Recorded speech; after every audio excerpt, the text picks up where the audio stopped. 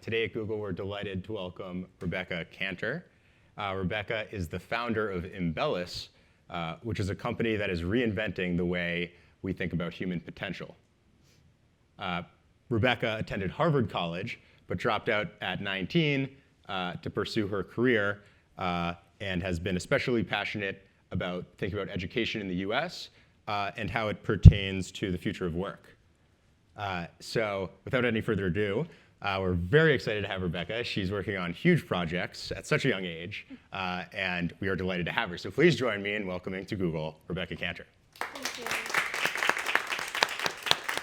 Thank you for coming. Thanks.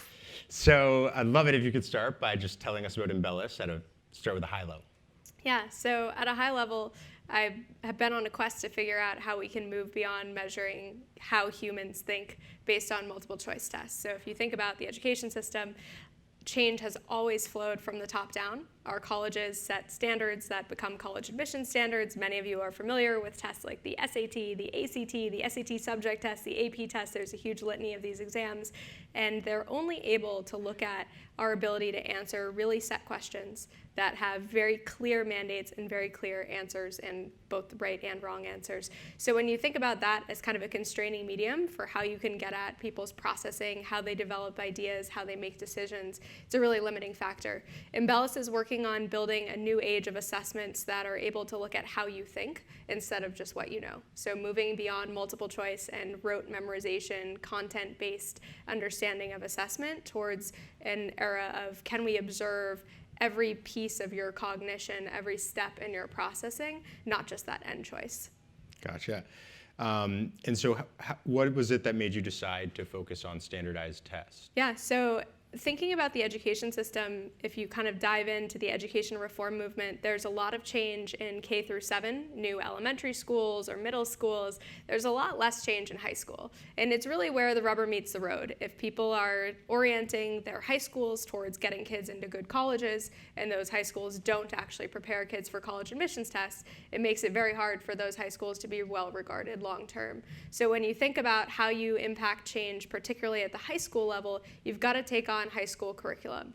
And in our country, the current setup of K through 12 schools makes it such that our state standardized tests and then our college admissions tests kind of compound these problems of inequity throughout the system. So if you're in a poor district, when you start out in kindergarten through 5th grade, you continue on to a mediocre or poor middle school and then a mediocre or poor high school, your chances of getting into a great college are slim to none at that point. And I think we have in this country an idea that college is universally something that lifts people up, that provides mobility. And in fact, it's not. And we can kind of get into this throughout our discussion as we look through the data. But there's really a difference between going to a top 20 or a top 100 college and going to a bottom 5,000 college. And standardized tests make all the difference in terms of which levels of access students from different backgrounds are able to attain as they seek college admission.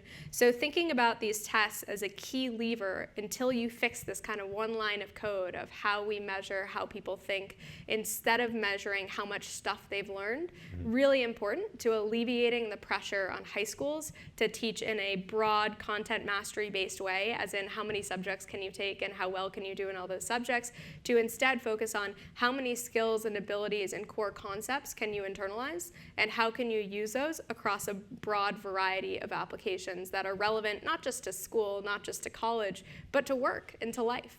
And I think increasingly we've kind of separated the two of our education system and our employment system, and our aspiration of focusing on assessments with input from both employers and from colleges is to reunite education and assessment and employment systems as kind of one giant ecosystem that determines how you start out in your early adult years. Mm-hmm.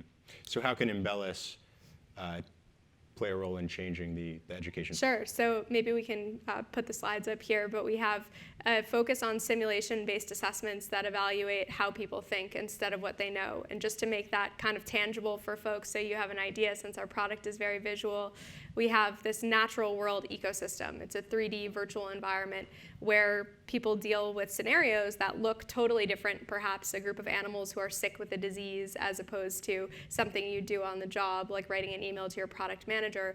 But underlying that skin that's very different, the structure of the scenarios we ask people to deal with in our environment are really analogous to those that you'd face in real work or in life.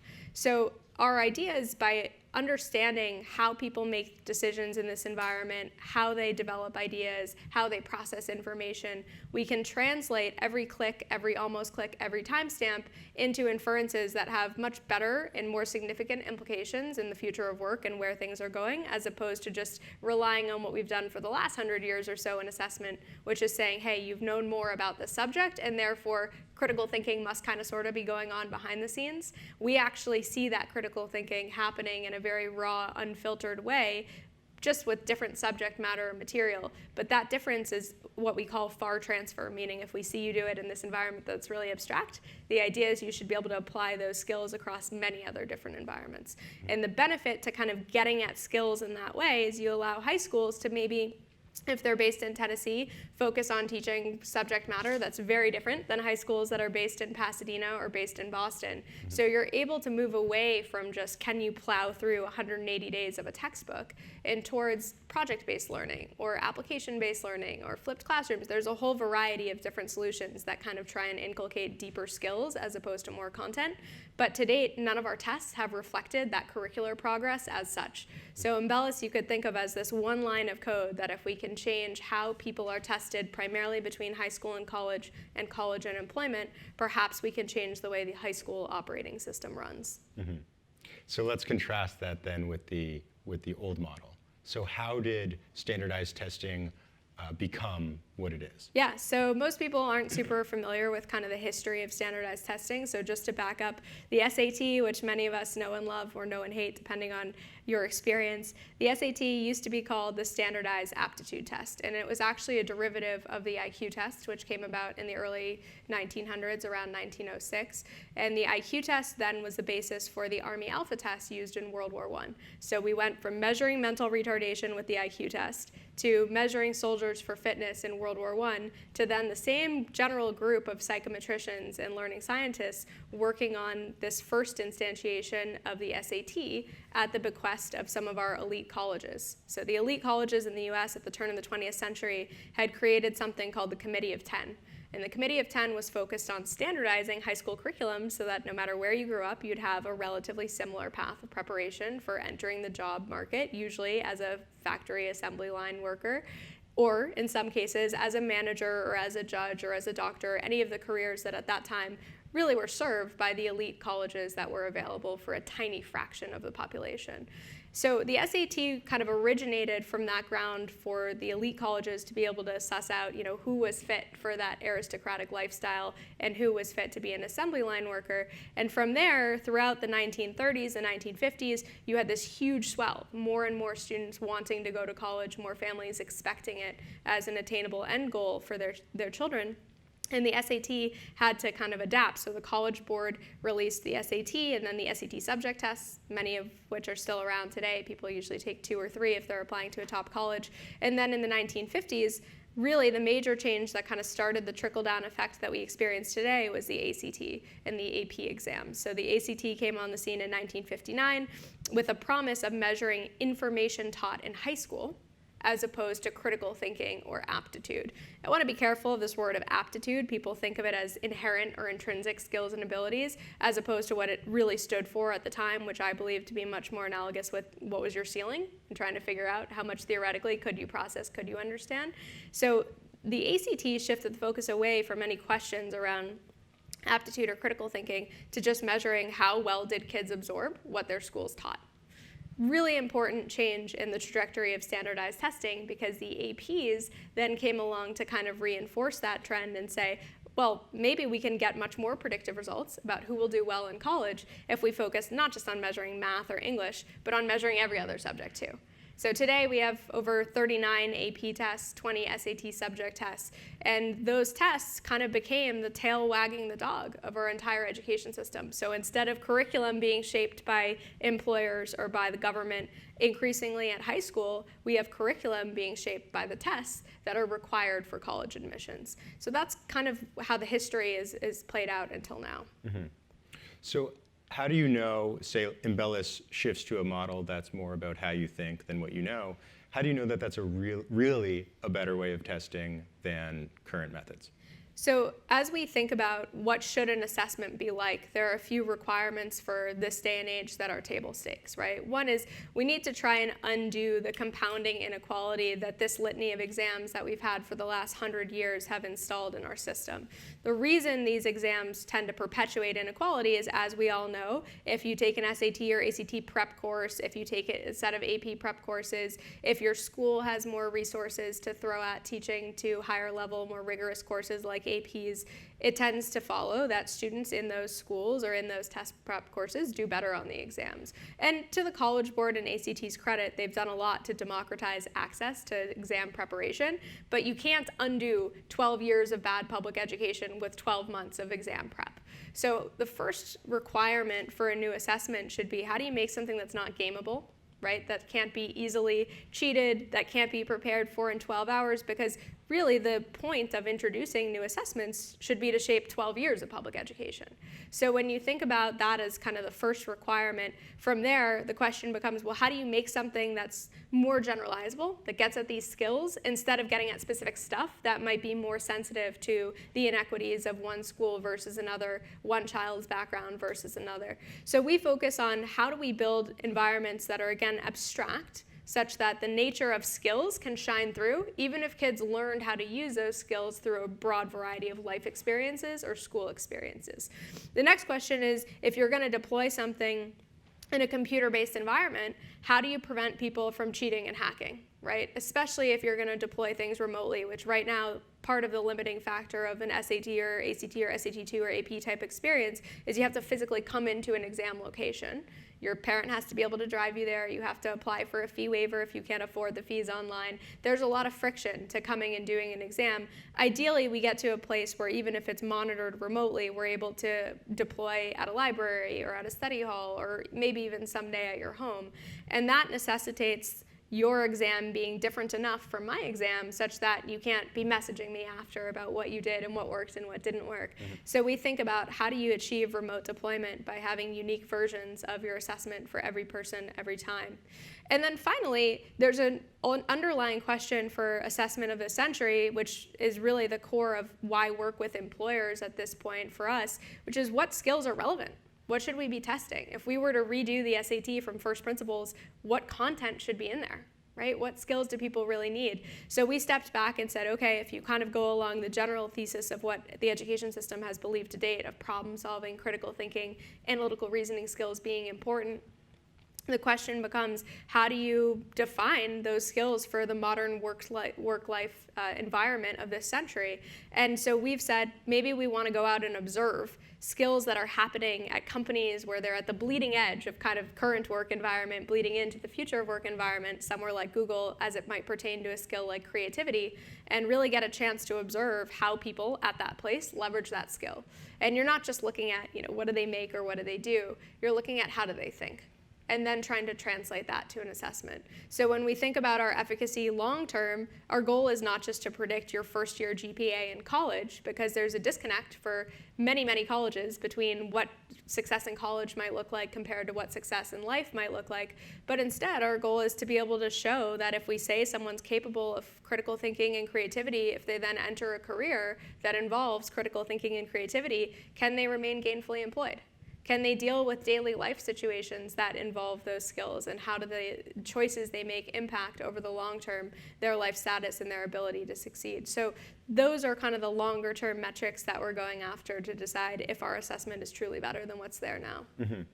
So you've worked specifically with McKenzie so far, right? Correct. So could you talk a little bit about that and the types of things you've been doing with them? Yeah, so we started with McKenzie largely to focus on problem solving. They're world known for solving problems. That's why they exist. It's how they make money. So we said perhaps if we could understand how problem solving happens in an abstract sense at a place like McKenzie, maybe we could work backwards to define what problem solving should look like if it's done well, but also to understand problem solving across a variety of industries, across a variety of nuanced contexts, perhaps some sort of problem solving in emergent markets versus really well-developed markets, problem solving in scenarios where there's a lot of ambiguity versus very little ambiguity. So there's kind of a really nice canvas for observing how problem solving manifests at a place like McKenzie.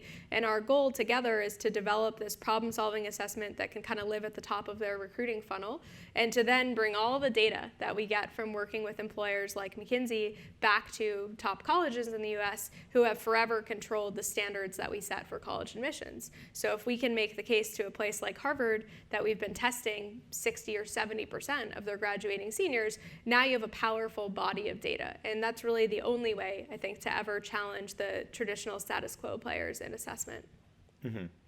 So what other skills, so it sounds like problem solving is a big thing, looking at the way people think. What are other skills that Imbellus seeks to measure?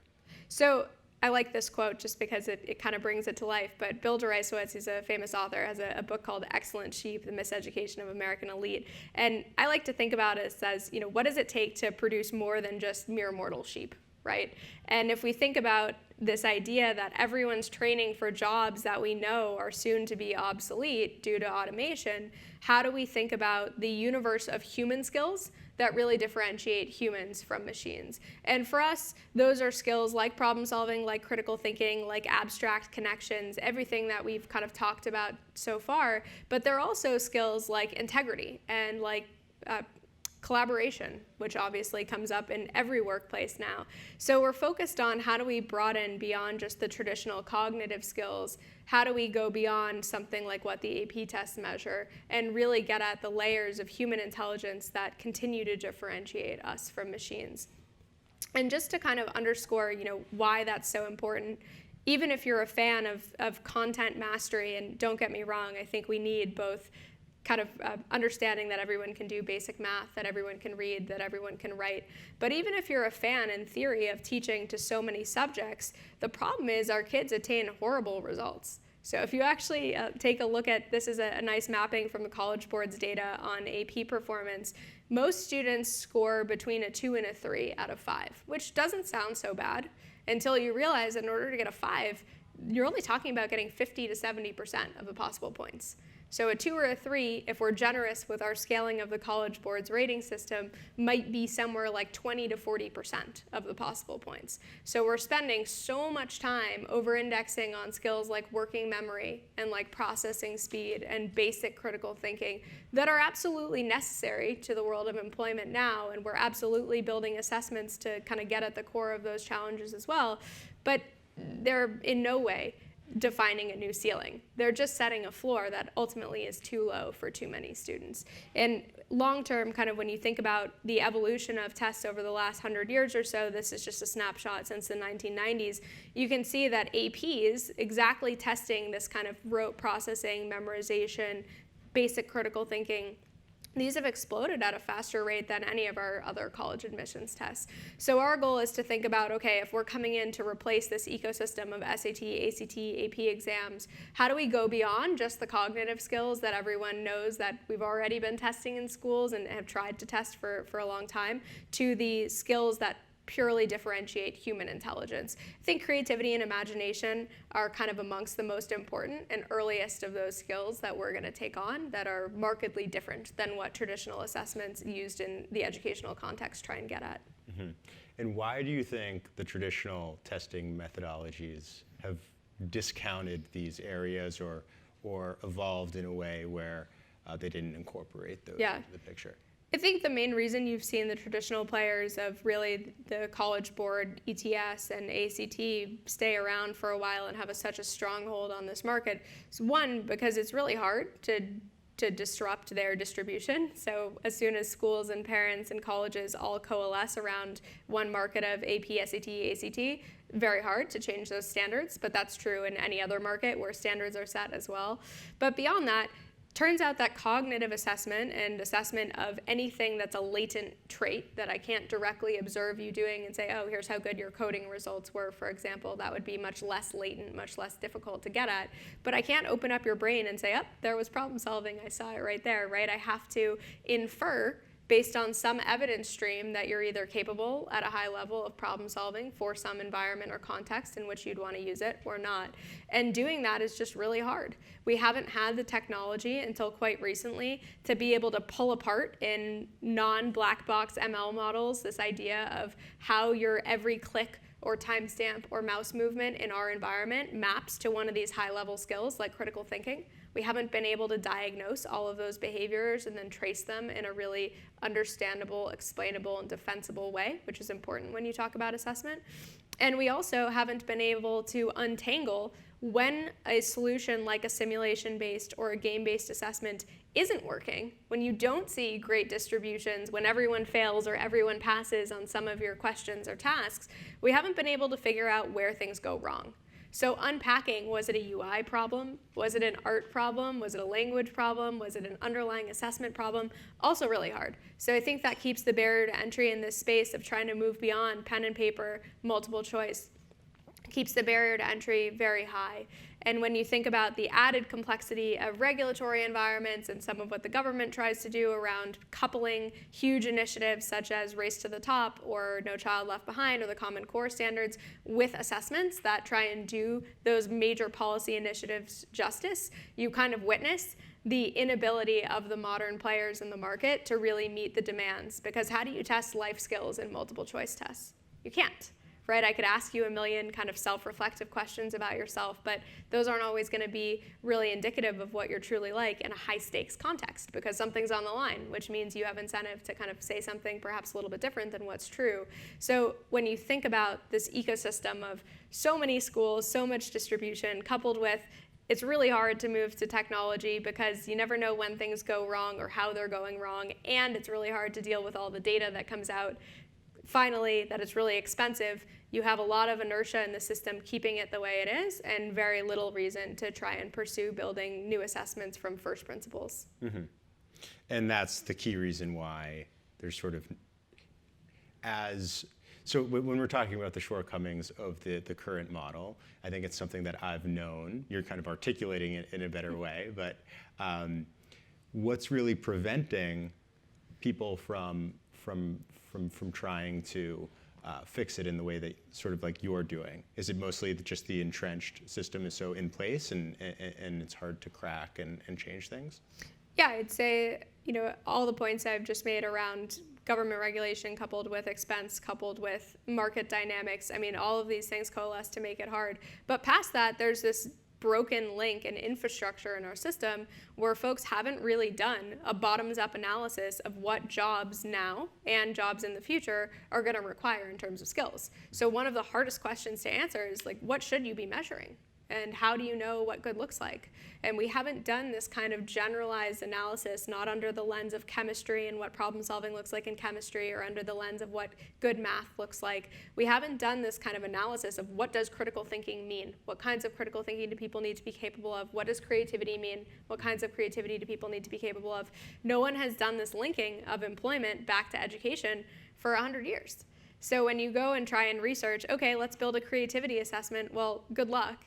How are you defining it? Is it just simply the number of ideas people come up with and the nature of how divergent those ideas are? That's usually the barometer folks use in the cognitive space for creativity, but that's not that practical, right? That doesn't tell me about the nuanced differences between what it takes to be creative at IDEO, what it takes to be creative at Google, and what it takes to be creative at Pixar.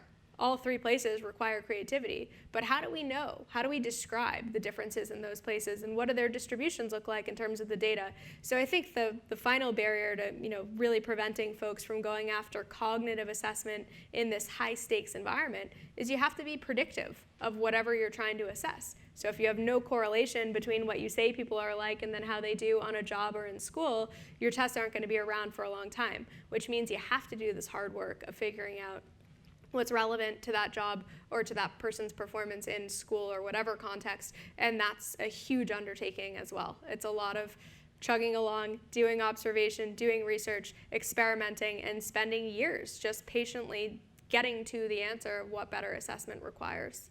And that's what you guys are working on doing. Yeah, as long as it takes. Okay. What about, whenever I think of like an online platform for testing, I'm worried about maybe hacking or cheating in some way. How do you protect against that?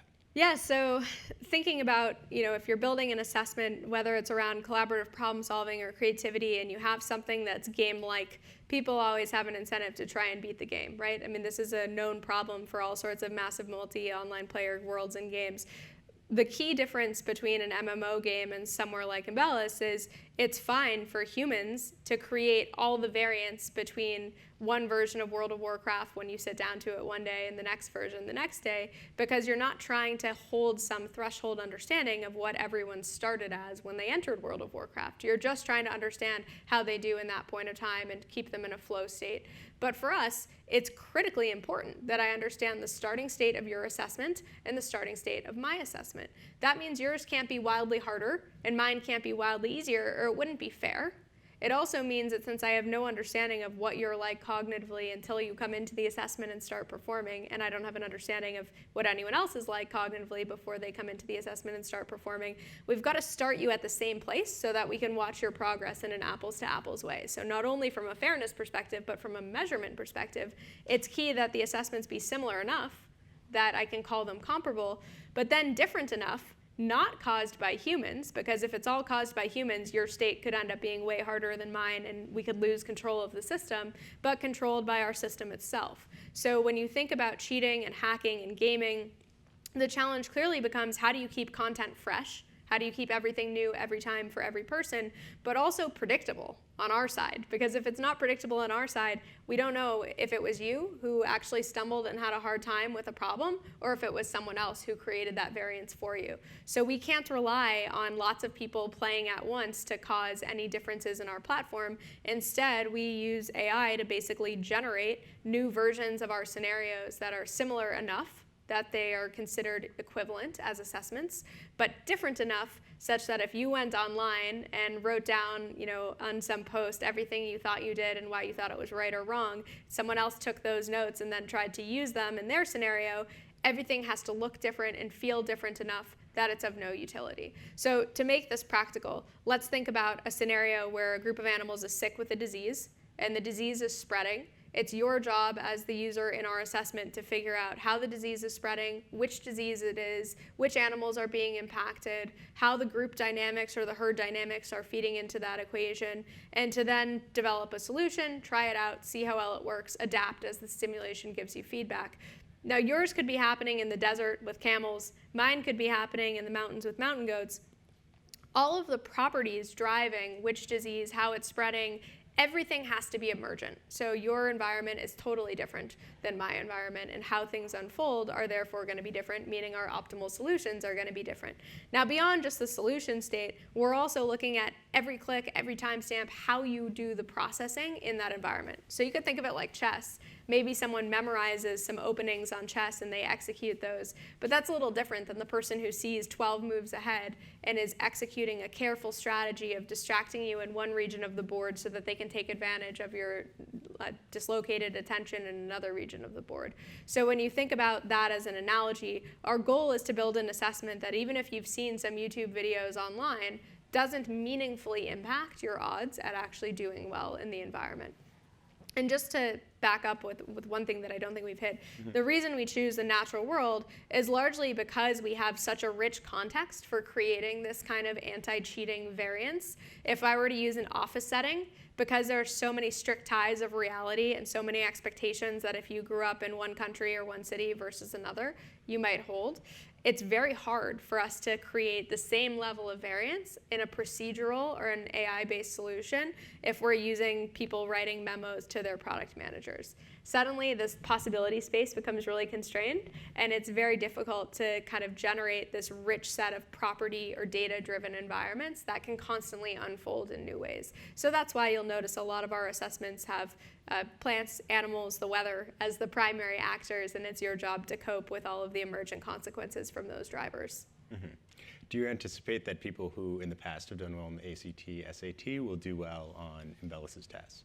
Yeah, so I think one of the ugly truths, unfortunately, of the American education system is it's not an accident if you do well or don't do well in college admissions assessments. It's more so a verdict of the schooling you've had and the lifestyle you've had until that point than your particular skills or abilities. Certainly, skills and abilities of the individual, general G intelligence people like to talk about. Sure, all of those things are factors, just like in every other part of your life in terms of why you succeed or why you don't at any task you try. But in the education system, disproportionately, if you start out disadvantaged, you're likely to end up disadvantaged. And if you start out very privileged, you're likely to end up very privileged. And that's because at a state level, when we introduce something like Common Core, the tests for Common Core rely on how much teachers have been successful in teaching to students over a year. And that's reflected in an English test or a math test starting in, say, kindergarten through 3rd through 5th grade. And that cycle of testing how much knowledge kids have acquired continues on through high school. So if your high school is good at teaching AP courses and you take AP biology and AP history and your teacher has it down, they've been doing it for 10 years, your odds of doing better on those tests are so much greater than someone whose school is introducing APs for the first time. And the challenge that our neediest and poorest schools face beyond just that they perhaps have lower teacher retention, they have younger teachers, all these things are true, but beyond that, the main challenge is just they have needier students and fewer resources to deal with those needs. So if you have more kids who are English language learners, maybe you have more families who need holistic kind of community supports, it makes it really hard to focus on teaching to AP biology or AP history when you're still working on literacy. What are you going to do with those kids in that environment when you have so much information to plow through? So I would not expect kids who have been disadvantaged their entire lives to suddenly correct for that in a new assessment between high school and college. I would expect our test to make it a little bit less awful. And that's a terrible starting goal, but a practical reality of where we are. On the flip side, if students do really well on the SAT, SAT2s, APs, I don't think they're going to tank our assessments. There's no reason that that should be the case. But they're not going to be as easy to fake by just studying and preparing over and over and kind of memorizing the format of questions and the format of answers and what's probabilistically there. And that's important because if we're all serious about wanting a meritocratic system, we should want to alleviate the challenges of being born poor versus the privilege of being born rich. And we should want to get at what is this individual's potential. So I think about the role of our assessments on a macro level as hopefully raising the floor. We tend to focus a lot when we think about assessment on the individual, which is logical because it's an assessment for each person and then we talk about their fate after that assessment. But I take a different view on assessment, which is assessment drives the system, right? That's our theory is what you test determines what you teach and how you test determines how you teach. So if you see it that way, Imbellus is focused really on raising the floor for what is the bare minimum set of skills that all people need when they graduate from high school. Forget college, because for a lot of people, the reality is it's not in the cards, or they're part of the 50% of Americans who start out in college, don't graduate in 6 years, and have $40,000 or more in debt. When you think about those odds, you really need to optimize for high school being the last public point of intervention in someone's life to give them the skills they need as an adult. And for us, that's kind of the thrust of what a good assessment should be and how you should judge performance is how do we raise the floor, not necessarily does the kid from Harvard Westlake in LA do better on our test than the SAT and are they therefore able to get into Princeton and Harvard, not just Columbia and Duke. I mean, they're going to be fine regardless, right? So thinking instead about how do we make sure that the kids in the Bronx who right now have teachers scrambling to teach to the AP Bio test are instead learning content that's appropriate for their context, but most importantly, just developing the skills they're going to need behind whatever content is best for them to engage with. So I remember when I was applying to college, the SAT was kind of, you had to get above a certain score in order to be sort of eligible for the college. But after that, whether you got a perfect score, it didn't matter that much. Do you foresee Imbellus maybe having more weight in the admissions process so that the person from the Bronx might be able to beat the person from Harvard Westlake who has all these extracurriculars and everything because their problem-solving skills are that much greater. So like rather than, whereas the SAT, like you said, is just a floor, this has a better way of sort of measuring potential of how they might perform once they arrive. Yeah, it's absolutely our hope because look, I think it's a hard case for someone to make that if an individual tests like employees at Google or Facebook or Amazon or Goldman or wherever, hopefully someday we're privileged enough to partner with in the way we have with McKenzie to date, it's hard to say that that kid is unfit to have a successful beginning of their career, at least. Who knows how they're going to be long term, and perhaps they're going to have other life challenges that come as a circumstance of poverty, but at the very least, they're showing potential in terms of how they're thinking that's emblematic of how lots of people at lots of other high-performing places think. So yes, I think you're going to be able to find kind of diamonds in the rough, if you will, who right now perhaps might not be recognized because school is tainting their ability to demonstrate their raw potential. And I don't mean raw again in the inherent sense, but perhaps they learned a set of skills after school, watching a sibling or working a job, wherever they came from, our job should be to recognize them. Mm-hmm. I think you bring up an important point when you talk about extracurriculars, because I would posit that over the next 20 years or so, you're going to notice the current lag effect of education underserving the elites and upper middle class in a way that really they're not noticing right now, right? So we don't think about that the upper middle class families, the elite families, kids are going to soccer practice and band and summer camp, and all of the interactions they're having after school and between school years is defining a lot of the key skills that they need in work and in life. While poor kids aren't necessarily having the same after-school experience. They're going an hour to and from school, they're babysitting a younger sibling, maybe their parents are working 3 jobs and can't do flashcards over dinner. Whatever the circumstance, hopefully our assessments are able to recognize the underlying abilities and kind of put a little bit less emphasis on the learned skills that might only come from activities that rich kids might have access to while poor kids don't. But I think there's going to be kind of a groundswell of parents in the next 20 years, probably of the millennial generation, saying, look, like even the after-school activities aren't cutting it. Our kids are still woefully underprepared. MGI, McKinsey Global Institute report that I've found valuable talks about a survey they did with employers where 60% of the employers in major economy countries said that graduates were underprepared for work when they started on the job. And it's like, how is that possible? After 16 years of education in either the US or the UK or somewhere similar, how are our kids who have been through the tried and true path of all of public education plus college, how are they unable to work in the modern workplace now? And how is that not going to get exponentially worse over the next 30 years? That's where I think there's going to be a rise in public support for a solution like Imbellus that hopefully can cut through whatever stuff kids are learning is less relevant, but what actually matters is, are they able to think in a variety of ways, and are they dexterous enough to cope with constantly changing content, but really have their underlying abilities shine through? Mm-hmm. So you pointed to the William, how do you pronounce his last name? Oh, Notarize, the professor. Try spelling it. So in his book, he talks about how there's sort of a double-edged sword with say the Harvard Westlake kids who pad their resume with all these extracurriculars. They sort of get in this mindset of, I need to be doing all these things, I need to be checking all these boxes, I need to be jumping through all these hoops. Yeah. And that actually hurts them later on when it comes time to sort of navigate their life, because they just want the most prestigious thing. Yeah. It's not necessarily what they should be doing or what they naturally gravitate to. So do you think that, is it like, what I'm envisioning is for Imbellus to have like a greater weight in the process, so that that's not reinforced so much, and that people will end up at these institutions where they have opportunity, who can then do something like you've done, where you graduate and you sort of carve your own path, as opposed to just having these super saturated markets of people trying to go into investment banking or consulting or private equity or what have you, that have the most prestige and money in them. So I think I want to frame this as a question. So I think it's a difficult thing to change. It's very entrenched, and it has like a lot of social. It has to do with a lot of social things and values. So I think it's very interesting that you're tackling it from the testing point of view.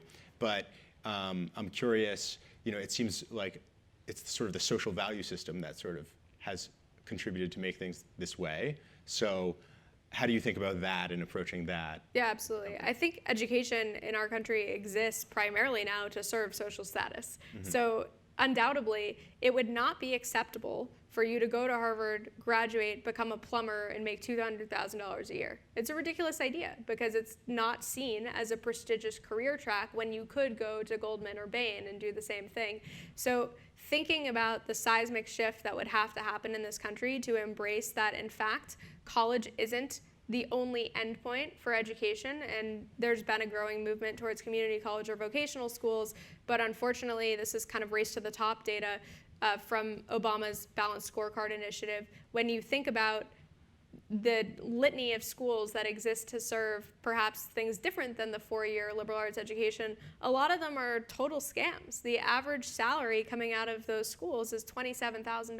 So when you think about, again, 12 years of public education, 2 or 4 years of education on top of that at a post-secondary level, it's like, what's the point? That's not a living wage in most parts of the country anyway. So when I think about unraveling that social system, I don't think it's practical, at least in a short-term horizon. I think the US has embraced the idea that it's not just a meritocracy, it's also hereditary wealth that drives how we have odds at advancing through society throughout our children to adolescent to adult lives.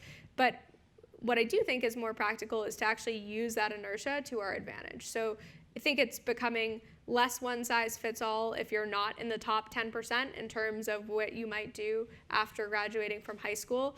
Is going to Trinity College a great value if you have $80,000 worth of debt? It depends. It really depends on what you're going to study and where you're from and where you're going to go to seek employment after school. But I think people are starting to ask those questions. I think the broader implication is, how do you stop this kind of predatory, for-profit, tiny colleges, community colleges serving 10 or 20 students doing digital photography as their 2 years of post-secondary training and then making $5,000 or $0 or whatever it is a year and having ballooning debt. So for us, the focus should be on, for those kids, in the case that they don't choose to go to college, as regulatory environments hopefully kind of crack down on these types of schools that really cannot demonstrate any efficacy, can we make sure that what they did in high school prepared them for that lifestyle? And I think your point of social status also rings true when you think about Harvard and Princeton and Yale as hedge funds that have schools attached to them. There's so much money and there's so much power across these endowments of major research universities that it's unrealistic to think that you're going to get them to change their mantra, change how they sort. People have been advocating for a portfolio-based approach to admissions, for example, for a long time to try and relieve some of the inequities. But unless these schools see that they have a better shot at finding talented people who are likely to reinforce their social capital, their fiscal capital, and their intellectual capital, meaning win Nobel Prizes, go on to graduate schools, become professors, continue not just to be elite in terms of earning, but to be elite in terms of prestige in their intellectual pursuits throughout their careers, it's unlikely that schools are going to embrace a new standard, because what they have now does the job of sorting that they need. The problem for all of us is that the downward negative externalities that it exerts on the rest of the system means that it's not just sorting that's happening, it's shaping of all of our curriculum. And that's where I think as a society we need to say there's more than one end goal than the elite liberal arts college or the non-elite liberal arts college, the 300 or so derivatives of Harvard. And we need to embrace instead kids learning what they need to learn in high school to prepare them to become adults, and then pursuing post-secondary opportunities that further more of the same in a place where there's actually market demand for the sets of skills they're acquiring. Mm-hmm. Do you think the government should play a role in educational testing or admissions testing? Yeah, so government already does play a huge role in terms of state standardized tests. Lots of parents have been up in arms about the Common Core for years. I think the Common Core was a nice idea and was really challenging to implement. There are very few assessment providers who are going to, as we talked about a little bit earlier, be able to measure life skills through multiple choice. I haven't seen it yet. I would definitely be impressed if someone manages to do that in a high stakes and predictive capacity. But thinking about the assessment players who are out there, the challenge for the government is every time there's a new set of Common Core standards or Race to the Top or No Child Left Behind or ESSA or any of the policy initiatives, finding a way to measure how well are states doing or districts doing on forwarding those policy goals comes to a student assessment. Because what else are you going to use? You don't want to wait 20 years necessarily to see how socioeconomic data plays out for a district once people graduate from elementary, middle, high school, and then start employment. So people are usually implementing shorter term feedback cycles through state standardized tests. And in that case, government has provided a foundation where no one else has around cognitive assessment and the bar for little kids. But in the high school market, it's much more detached. It's much more so the College Board and ACT who have set the standards both for what we test, but also for what we teach. In the College Board's case with APs, in the most literal way possible. There's an AP packet and course that's given for every single subject, and it's teachers' job to stick to the script. So I think for us, the hopeful long-term role of government is to help unite lots of players who are already working on curricular reform in what I see as the right direction, basically moving away from that rote content-based teaching, to embrace a new era of assessments at least the high school level, maybe someday for younger students as well, that go beyond just measuring how well teachers did at teaching content to students, and instead look at how well are students being fit and prepared for the nature of work that they're going to encounter in school and in life. Mm-hmm. Yeah, it's funny, at most high schools, the course itself is titled AP English. Yeah. Okay, so what about taking a look at, so I'm from Massachusetts, and we had, I think it was called the MCAS or something, the state test. I'm from Massachusetts. You are as well? So it is indeed the MCAS. Yeah. So, and if you did well enough, I think you could go to UMass Amherst or something for free or something, yeah. Right? So that's, I remember that, from elementary, middle school, you're focusing right now, well, I guess right now you're focusing on the post-college, but really, ultimately, your goal is to focus on high school. What about those important formative years, the elementary and middle school years? Do you have a plan? Yeah, so I don't think we'll address those anytime really soon. And the reason why is, I think in the K through 7 level, you do need to teach some basis of information that everyone needs to function, right? They've got to be able to read, kids have to be able to write, they have to be able to do basic math, they should have some idea of the country we live in, the world we live in, the history of those things. So our ambition is not to wipe out all of the traditional system, either in kind of the K through 12 realm in terms of basic subject mastery, but also in the college realm. We're not advocating for getting rid of liberal arts. The goal, I think, long-term should be, in those cases of K through 7, how do you move away from so much summative testing? Because most parents and students, I think, feel that it's absolutely suffocating as it exists now. Maybe we'll start to play in that space in 10 or 15 years, but for right now, we want to remain squarely focused on college to employment, what do people look like there, so that we can reverse engineer an understanding of high school to college and what should good look like across the dimensions of thinking that really matter in that layer. Great. Okay. Well, I think that does it for my questions. So I think we could take some audience questions. There's a mic in the back there, and we can form a line back there. Is there anything else, I guess, while we're waiting that you'd like to mention, or that we may have missed in talking about Imbellus that you'd like to plug? No, I think that we're in good shape. Okay. Yeah, we'll give it another few minutes. Sure. So you mentioned collaborative problem solving. Does that mean students are going to take the assessment like at the same time with other people? Yeah, or good question. How does that work? Yeah, so this is one of the newer skills that we're working on, so I'd be lying if I said we had it all figured out, but I can tell you it's kind of a graveyard of assessment space right now. So our vision is, look, it's not practical to think about only using a chatbot to measure collaboration, which is what most folks to date have tried to do, because it's not emblematic of the kind of collaboration that you actually do at work. So we're thinking, how do you integrate, for example, a several course meal, where in one course we're looking at your personality, in another course maybe we're having you do a questionnaire that you self-report on what you think of, how you did in various situations, what you learned in different environments, what matters to you. Then maybe you're doing a video call and actually going through one of our assessments with other people, talking about what's right, what's wrong, how you're making your way through processing the information. And then we might put you in your own environment where you're kind of playing one-on-one with our game-based environment, our virtual world, and track how you incorporated everything you learned before, everything you discussed. So that's just emblematic of like a totally different form of assessment. Can we use lots of different vantage points to build a mosaic of what you're like? But it's still very, very early days for us to try and figure out how do you have multiple people in an environment interacting, and how do you score that without having humans? Because we all know that once you have humans scoring millions and millions of kids' assessments, you have bias creeping in, you have natural people getting tired at Friday at 5 p.m. when it's the last assessment they're scoring, and that could have an impact on scores. So how do we stick to our core principles of, hey, this thing needs to be remotely deployable, it needs to measure what matters, and it needs to be somewhat engaging and interesting if you're going to have a full conversation that's at all emblematic of what you'd have on the job around the assessment itself. So very early days, but in general, that's kind of where we're heading with collaboration. Okay, thank you.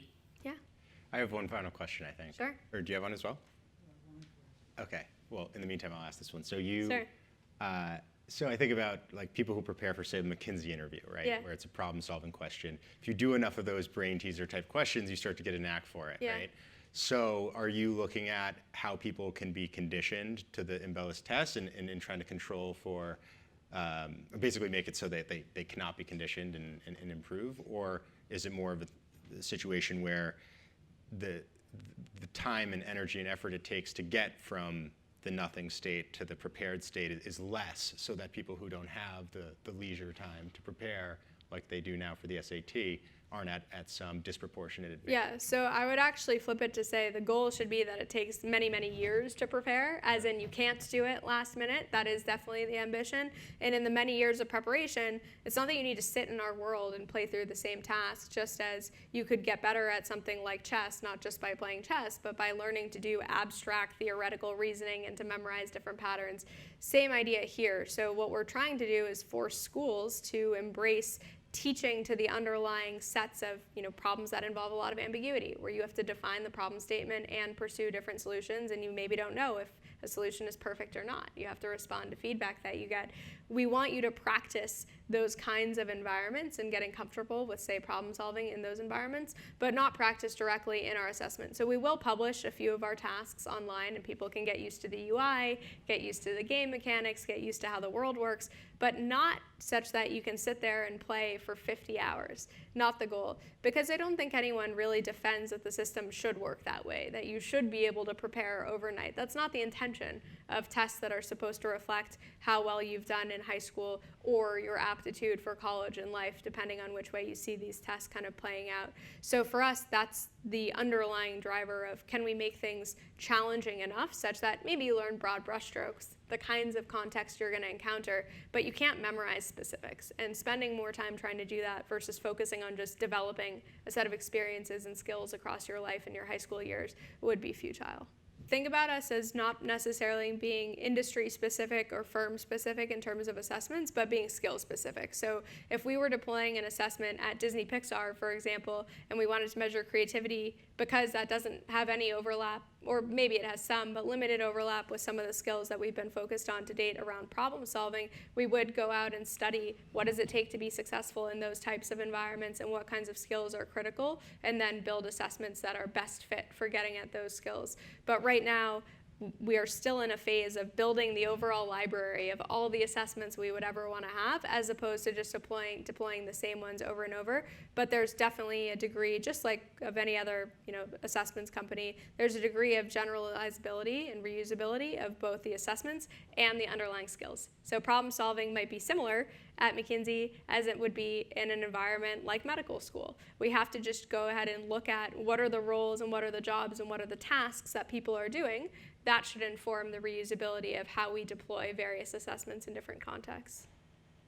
And then ultimately, say, like looking at colleges, would you say if a college has X number of English majors versus physics majors, or is it going to be the same sort of tailored approach where, in a physics major we're looking for these criteria or these, this sort of? Yeah.